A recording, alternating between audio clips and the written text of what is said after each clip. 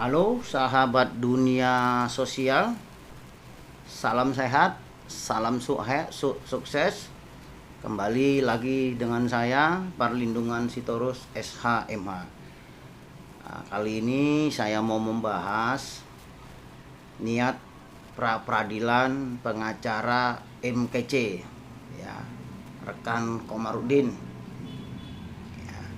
Saya bukan niat mengomentari kerjanya mereka, tapi ini saya hanya mau memberikan masukan atau saran. Ya. Dari awal pada saat penangkapan MKC dilakukan oleh Baris Krim Polri di Bali, saya sudah menyampaikan ya melalui YouTube agar pengacara MKC menempuh langkah pra-peradilan. Ya, saya sudah menyarankan agar pengacara terdahulu, bukan Pak Komarudin loh, bukan Pak Komarudin, tapi pengacara terdahulu agar melakukan pra-peradilan. Karena saya menilai penangkapan NKC itu ya sudah cacat hukum. Ya, kenapa? Ya, kenapa saya menilai seperti itu? Ya, pengaduan terus penangkapan hanya satu. Pengaduan dan penangkapan hanya 1 hari. Jadi prosesnya itu belum ada. Nah, semestinya, apalagi ini adalah deliknya itu membuat undang-undang IT, menebar kebencian. Ya, menebar kebencian yang deliknya itu ada pengaduan. Ya, jadi mestinya harus proses dulu. Diproses dulu, laporan itu diproses dulu, pengaduan itu diproses dulu, baru dipanggil. Ya, baru ada panggilan. Nah, setelah ada panggilan, diperiksa saksi dan pelapor, terlapor. Terus proses gelar perkara, penetapan, ya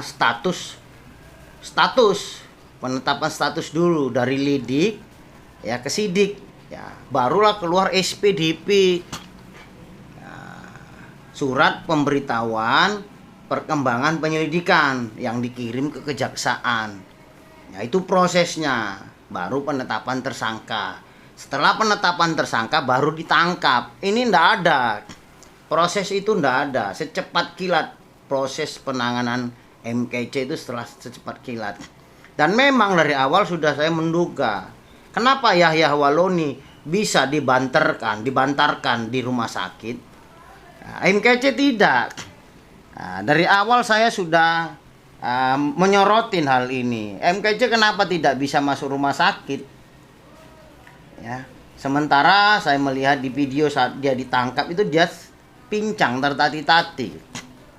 Ya, sementara Yahya Waloni dalam video sebelum dia ditangkap kuat katanya, ya kuat. Ya, tapi kenapa MKC tidak bisa? Ini sudah ini hal ini aja sudah sebuah ketidakadilan. Ya, ini sudah sebuah ketidakadilan terhadap MKC. Ingat ya, terhadap MKC, bukan terhadap Kristen. Jadi jangan dialihkan isu antara Kristen sama Islam. Tapi ketidakadilan itu dirasakan oleh MKC yang ketepatan dia beragama Kristen, ya. Nah, itu yang benar.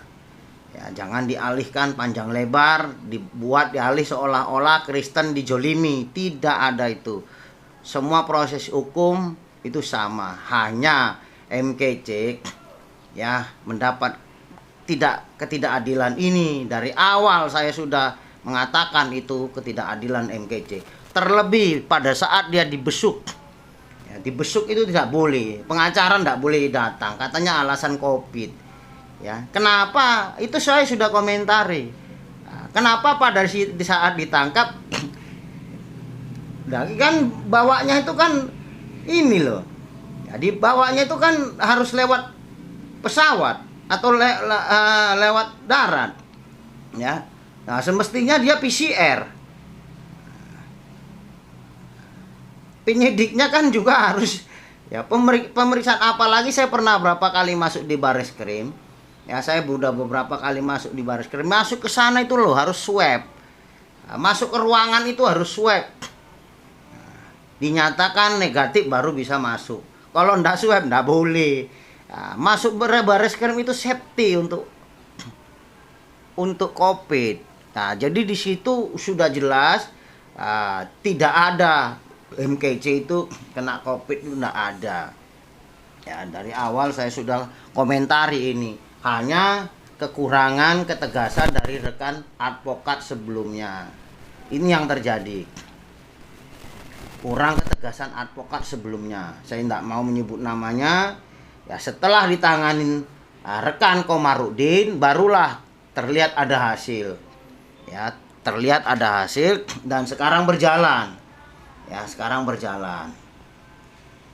Ya, untuk dengan penambahan pasal ini menurut saya keuntungan bagi MKC. Ya, penambahan pasal itu keuntungan bagi MKC. Ini menurut pendapat hukum saya. Karena apa? Pasal tambahan yang diberikan kepada MKC itu tudingan membuat berita bohong. Ya, nanti di dalam persidangan nanti kan dikupas. Apa benar dia membuat berita bohong? Oh, ada sumbernya kok. Nah, sumbernya kan ada. Berarti kalau sumbernya ada itu bukan berita bohong. MKC akan lepas. MKC akan bebas dalam tuntutan membuat berita bohong. Nah, untuk membuat berita bohong itu contoh seperti ada itu Mak Lampir. Nah, itu benar berita bohong. Nah, dia mengaku dipukulin, ternyata tidak dipukulin. Nah, dia operasi plastik. Nah, itu yang berita bohong. Lah MKC ini tidak berita bohong. Dia hanya menyadur dari kitab salah satu agama. Apakah itu berita bohong? Kalau itu berita bohong berarti kitabnya bohong. Dalam persidangan MKC tidak akan bebas dalam tuntutan itu. Hanya niat mereka penyidik untuk memperpanjang masa penahanan. Ya, masa penahanan. Ya. Ini yang nggak boleh. Ini yang jelas melanggar HAM. Jelas banget. Karena apa? Coba dilihat penangkapan dan penahanan pertama. Ya, penangkapan dan penahanan pertama, MKC itu pasal berapa? Jelas masuknya ke sana. Walaupun ada tambahan itu tidak bisa. Ya, itu tidak bisa. Saya berharap kepada rekan Komarudin, selain pra peradilan, tempuh gugatan perdata. Gugat PMH. Gugat PMH, Kapolri gugat. Karena apa? Ini sudah lingkup tertinggi Bareskrim Polri. Ya, kalau Bareskrim sudah tidak adil, kita mau mengadu kemana? Selain mengadunya ke Tuhan.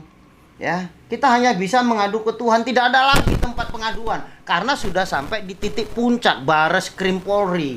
Bareskrim Polri sudah melakukan hal-hal yang tidak baik.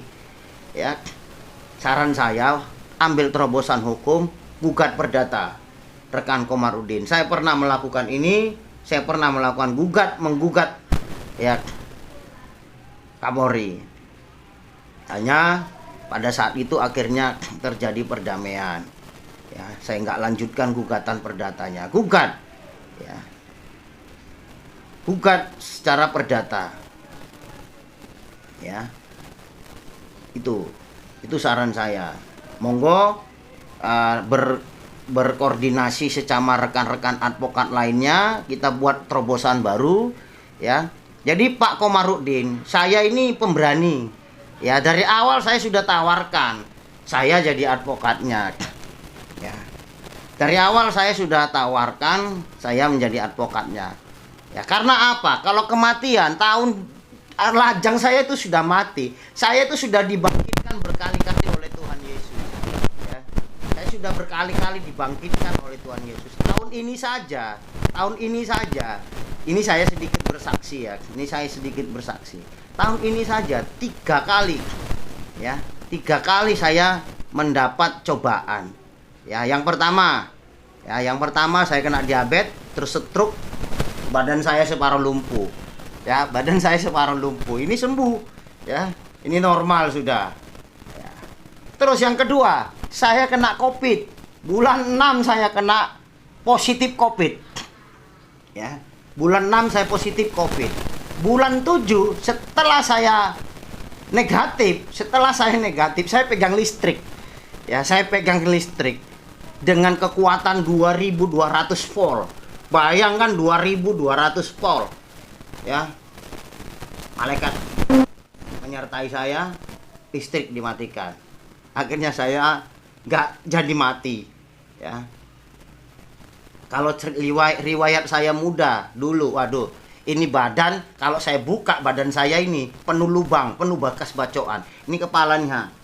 Nah, ini pecah-pecah. Ya. Saya punya nyali, Pak Komarudin, ya. Tapi ya kita tidak hanya boleh nyali, juga harus didukung oleh ilmu. Ya, kita juga harus didukung oleh ilmu. Ya, dan strategi. Nah, terlebih minta doa sama Tuhan. Tidak ada lagi. Ya, kemana lagi kita? Bareskrim itu sudah tempat tertinggi. Ya, Bareskrim sudahlah tempat tertinggi. Satu-satunya tempat pengaduan kita hanya kepada Tuhan atau kepada PBB, ya, Mahkamah Internasional. Cuman itu prosesnya lama dan membuat malu Indonesia. Ya. Itu hanya pendapat dari saya. Mohon kepada rekan-rekan sesama murtadin atau murtadin berkomentar di YouTube, jangan lagi lah ya menyudut-nyudutkan, mengatakan umat minoritas. Nggak ada minoritas itu. Dalam hukum itu tidak ada minoritas dan mayoritas, tidak ada. Nah, kita ini semua sama. Satu hal kepada murtadin, ya, kalaupun kalian sudah jadi pengikut Kristus, jadilah pengikut Kristus yang sebenarnya. Ya, jadilah pengikut Kristus yang sebenarnya. Ya, jangan cari-cari masalah kepada agama lain. Sudah tinggalkan. Gak usah bahas-bahas agama atau kepercayaan orang lain. Kepercayaan yang baru yang sampean terima itulah perkuat di dalam hati dan pikiran. Oke, selamat ya malam. Semoga Tuhan memberkati.